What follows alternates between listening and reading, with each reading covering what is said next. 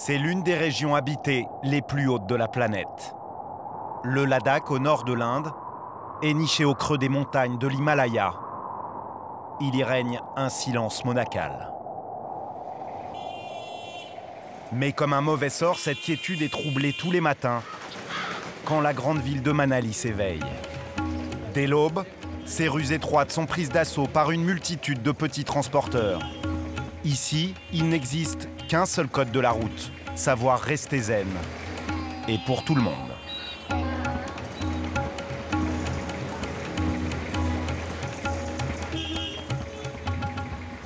À la sortie de la ville, 2 hommes et un vieux camion hors d'âge se préparent avant d'attaquer la route, ou plutôt la piste, la plus haute du monde. Avant de partir, Ajay, le chauffeur, et Ali, le copilote, essaient de caler une 50aine de bidons à l'aspect crasseux.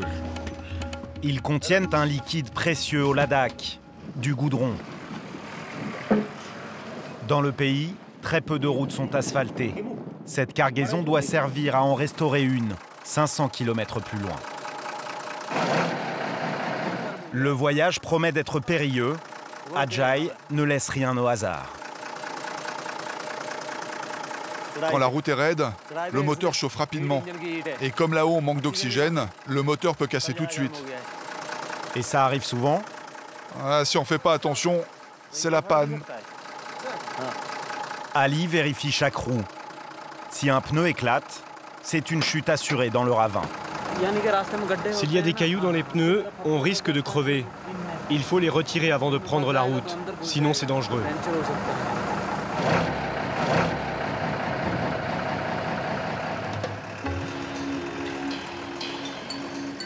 Ajay et son mécanicien ne vont parcourir que 500 km. Mais la route est longue et parsemée d'embûches. Pour aller de Manali à Leh, il faut compter 3 jours. Mais si la route est trop mauvaise, ou si on tombe en panne, on peut en rajouter 2 ou 3 de plus. Je mets plus de temps à passer l'école parce que mon camion n'est pas assez puissant. Sur le plat, je fais du 20 km/h, mais dans les côtes, je ne dépasse pas 4 km/h. Et parfois, quand mon moteur chauffe trop, je suis obligé de m'arrêter et d'attendre. On peut avoir beaucoup de problèmes là-haut.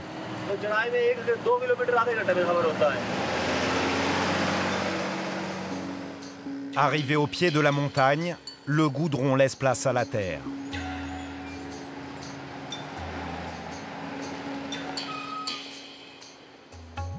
La route se rétrécit. Ajay et Ali, son copilote, entament une première montée interminable. 50 km de lacets sur le fil du ravin. Comment vous faites quand la route est très étroite et que vous croisez une voiture? Alors là, c'est au petit bonheur la chance. On avance, on recule, et puis il y a des codes. En fait, ça dépend surtout de la place qu'il y a.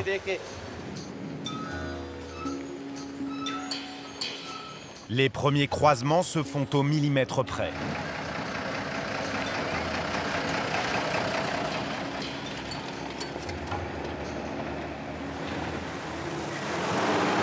C'est bon, vas-y, vas-y. Sans son copilote mécano, Ajay, le chauffeur, aurait fini plus d'une fois au fond du ravin.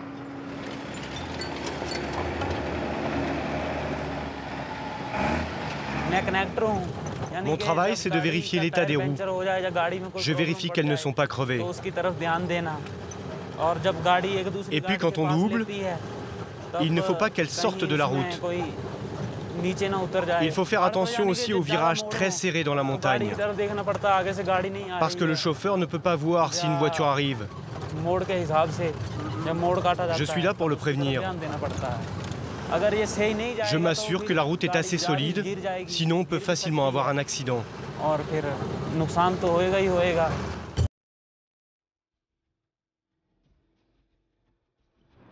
Ali surveille surtout les bas-côtés.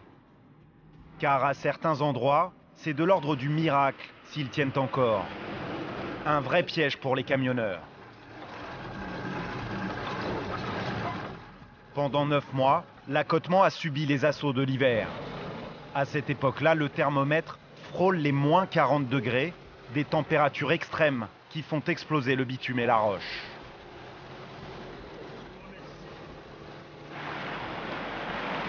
Par endroits, ce sont des pans entiers de routes qui ont disparu.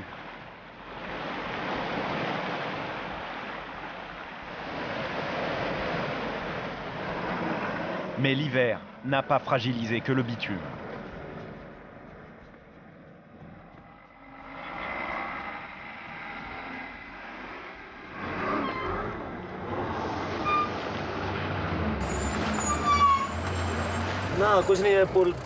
Ce pont est très dangereux. Regardez la hauteur. Et puis il bouge beaucoup. J'espère qu'il ne va pas s'effondrer. J'ai un peu peur, je vais quand même aller voir dans quel état il est. Avant de passer, tous les chauffeurs vérifient ces ponts suspendus. Ils sont rarement entretenus.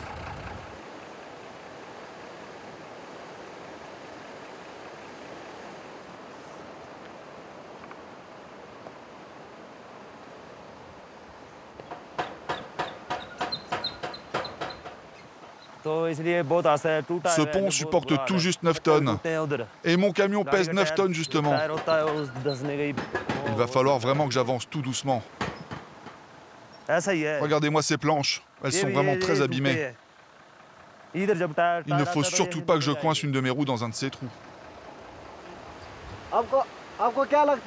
Mais votre camion est très chargé. Vous allez passer quand même? Je pense que je peux passer. C'est vrai que le camion est lourd, mais ça devrait aller. Je vais rouler tout doucement.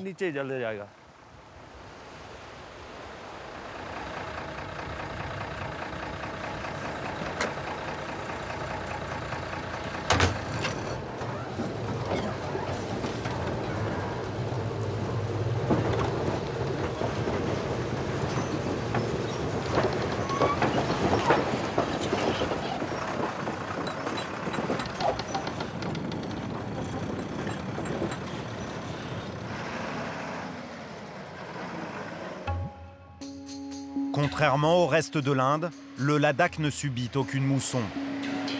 Il pleut très peu, ce qui rend la région très aride et pauvre en flore. Sans les racines des plantes pour retenir la terre et les cailloux, ces montagnes pelées s'écroulent continuellement sur la route. Pour éviter les catastrophes, il faut constamment les consolider.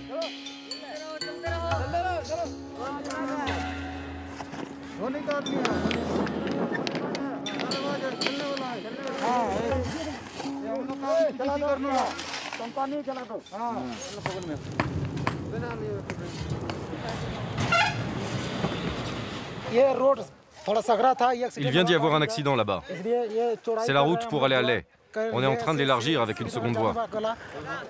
Un bus a glissé par là-bas. Les gens ont été emportés par la rivière. On ne les a pas retrouvés. Ces ouvriers viennent des régions pauvres de l'Inde. C'est la faim qui les a poussés jusqu'ici. Des familles entières exécutent un travail de forçat pour à peine 4 € par jour.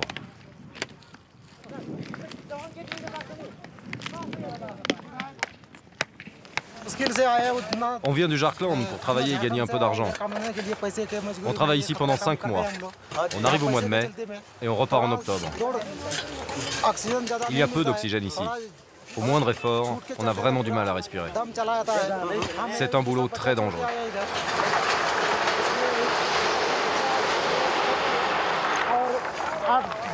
Il y a 15 jours, un ouvrier est mort quand le camion déchargeait les pierres. Ces travaux sauvent des vies, mais ils paralysent la circulation.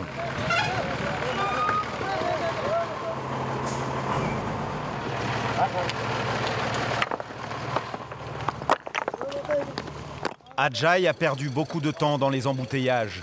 Il va devoir rouler plus vite.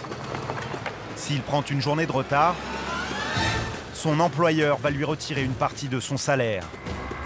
Pour rattraper le temps perdu, il va devoir prendre des risques.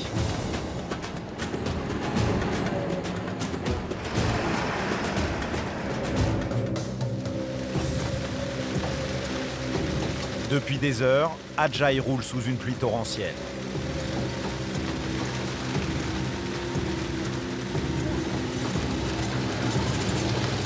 C'est dangereux. La pluie me cache les trous. Il faut surtout pas que j'en prenne un. Et puis il y a un autre problème. La route est étroite et détrempée. Elle peut s'affaisser à tout moment.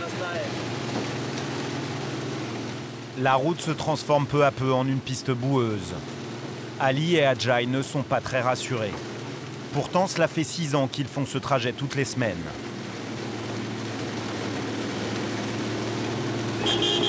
Ils approchent du col du Rotang, à 4000 mètres d'altitude. Et comme si la pluie ne suffisait pas, le brouillard entre maintenant dans la partie. Ah mince, il va falloir reculer. Des conditions extrêmes qui rendent les manœuvres délicates.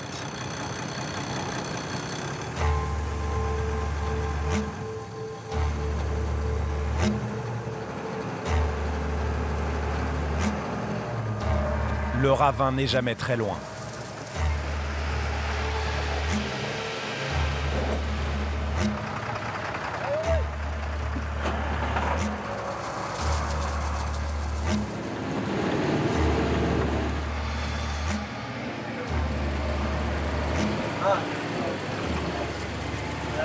Là, je commence à fatiguer. Ça fait 2 jours que je n'ai pas fermé l'œil. On travaille beaucoup, mais on ne gagne pas lourd. Bon, je ne fais pas ça pour le plaisir, mais tout simplement pour gagner ma croûte. Des risques quotidiens pour un salaire de misère. À 38 ans, Ajay risque sa vie tous les jours pour à peine 160 € par mois. Tout juste de quoi payer les études de ses 2 filles et nourrir sa famille. Il reste encore 8 km avant d'atteindre le sommet. Encore des heures de galère.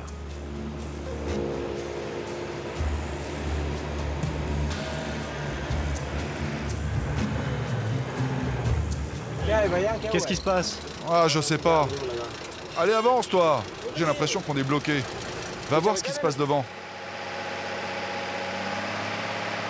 Quelques mètres plus loin, c'est un spectacle de désolation.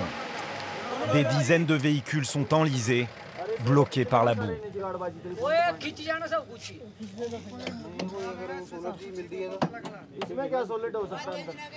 Elle démarre plus. Pourquoi? C'est à cause de la température qui baisse. Vous êtes bloqué depuis combien de temps?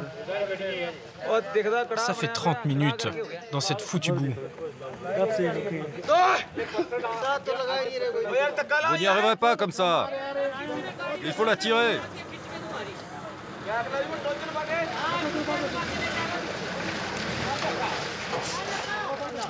Ouvre le capot. Accroche la corde par-dessous. C'est le mois de juillet. En cette saison, la route est très fréquentée. Les Indiens fuient la chaleur étouffante des villes pour se réfugier dans leur village en altitude. Certains regrettent déjà de s'être lancés dans l'aventure. Vous aviez déjà pris cette route? Non, c'est la première fois. Vous ne saviez pas qu'elle était dans cet état? Bah non, je n'ai jamais fait une route pareille. Parfois, il faut plusieurs jours pour sortir les véhicules de la boue.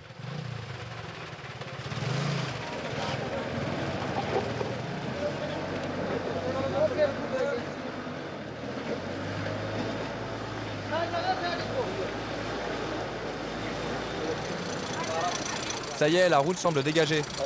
Il y a encore combien de kilomètres dans cet état? Avec la boue, entre 3 et 4 km. C'est surtout dangereux pour les petites voitures. Tu crois que je passe avec mon camion? Ouais, t'inquiète pas, tu vas y arriver, c'est sûr. Pas si sûr. Au moment de repartir,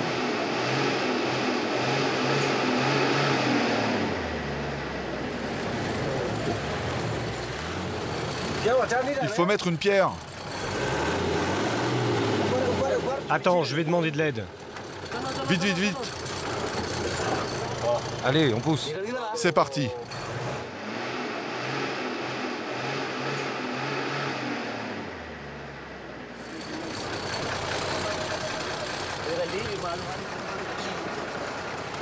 Vas-y, vas-y, c'est bon. Avance, avance, avance. Après 5 heures d'attente, Ajay et Ali quittent enfin le bourbier. Aujourd'hui, ils ont eu de la chance.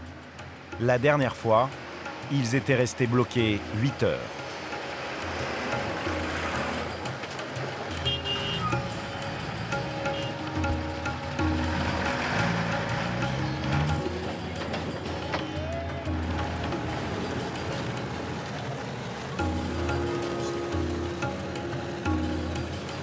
Quand ils arrivent en haut du col du Rotande, à 4000 mètres d'altitude, l'équipage a pris une demi-journée de retard. Ses copains s'inquiètent. Allô? Allô? Ali? Eh oui, j'arrive. Je viens juste de passer le col. C'était mon copain Ali. Qu'est-ce qu'il t'a dit? Il m'a demandé à quel endroit j'étais mort, cet imbécile. Pour rattraper le temps perdu, la descente va se faire pied au plancher et à l'aveugle sur une route transformée en patinoire. Quand il croise un autre camion, lui et son copilote n'hésitent pas à forcer le passage.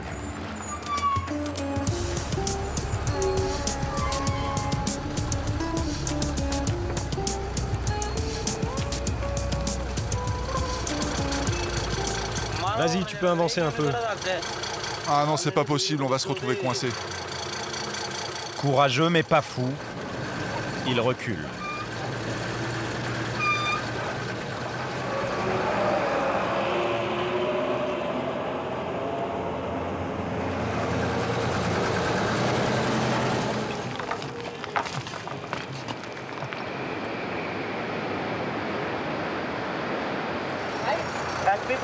Merci d'avoir reculé, Ajay.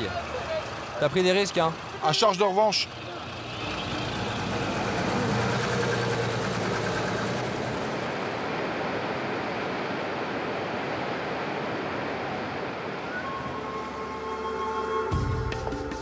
Ajay fonce, mais un imprévu va le stopper net. Ah mince, c'est le camion d'un copain. Mais qu'est-ce qui lui arrive? Cela fait près de 2 jours que son copain est en panne sur le bord de la route. Généralement, entre chauffeurs, c'est chacun pour soi. Les retards coûtent trop cher. Mais pour un ami, ce n'est pas la même chose. Passe-moi la clé, là. Quelle clé? La clé de 17 qui est là dans la trousse à outils. C'est ce simple boulon qui est à l'origine de la panne. Il était grand comme ça. Il s'est cassé net. Cette partie-là doit s'emboîter ici. Les camions sont vieux et rafistolés, usés jusqu'à la corde.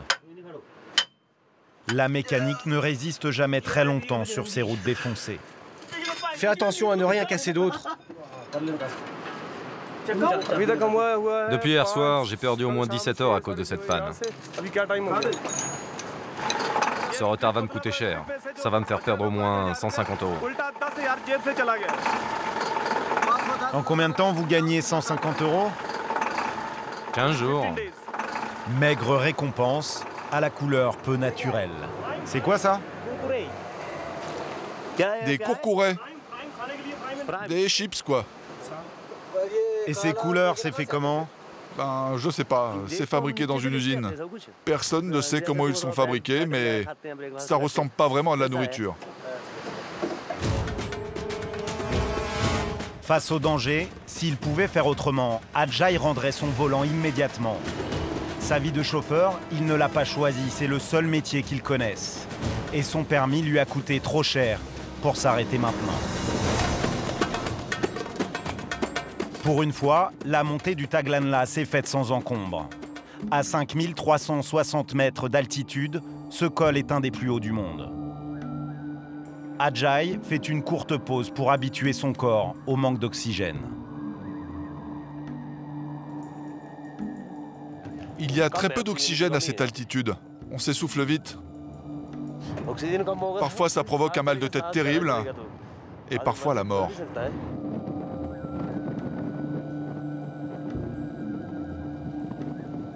Allez, il fait trop froid, en route. On repart.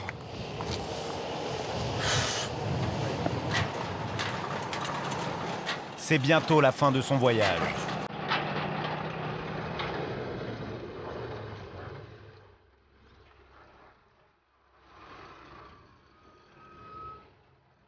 Dernière halte mystique avant d'arriver à Leh. Pas question de passer devant ce mausolée sans lui rendre hommage.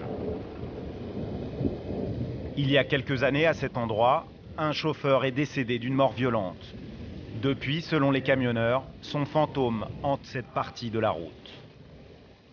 Pour s'attirer ses bonnes grâces, les chauffeurs déposent des offrandes, comme des gâteaux. Mais parfois, le mort a des demandes particulières. Parfois, il a soif et nous demande de l'eau. Alors on lui en donne. Des cigarettes aussi.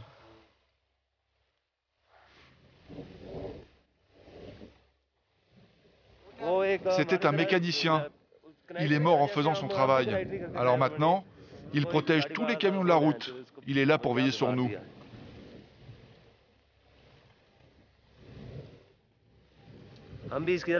Moi aussi, j'ai été mécanicien. Et après, je suis devenu chauffeur.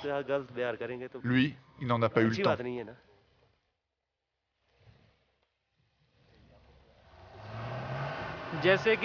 Son camion ne démarrait pas. Alors le chauffeur a demandé à son mécanicien de placer une pierre sous la roue. Mais la pierre était trop petite et le camion a reculé sur le mécanicien. Il a été écrasé.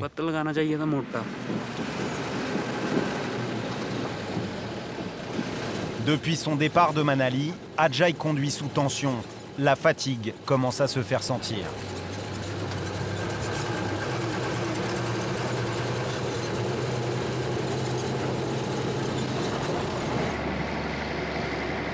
Après 500 km de route défoncée et 7 jours de voyage, Ajay et son copilote arrivent enfin sur leur lieu de livraison. Pas question de traîner pour décharger le camion.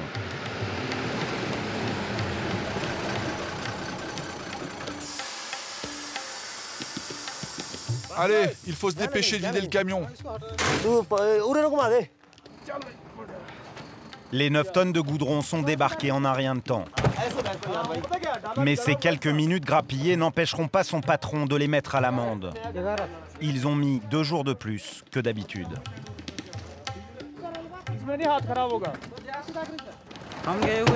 Je suis allé faire signer le reçu.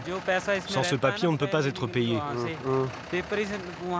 Il m'a dit de lui donner 15 €, sinon il ne signait pas. Ça arrive souvent ? Oui, c'est toujours comme ça quand on arrive avec du retard. 2 jours de retard qui leur coûtent 10% de salaire. Les 2 compères reprennent immédiatement la route. Ils repartent sur Manali récupérer une nouvelle cargaison de goudron, en espérant que cette fois-ci, la route leur sera favorable.